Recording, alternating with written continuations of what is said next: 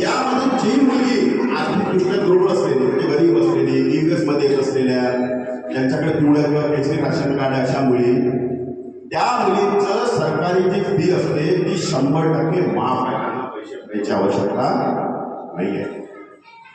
तुमच्या घरातल्या मुली असतील तुमच्या नातेवाईकाच्या मुली तुमच्या जवळच्या मुली असतील तर त्यांना सांगा की ज्या शिक्षण संस्थेत तुम्ही हे शिक्षण घेता त्या माध्यमातलं शिक्षण घेत आहात तर तुम्हाला तुमची फी माफ आहे.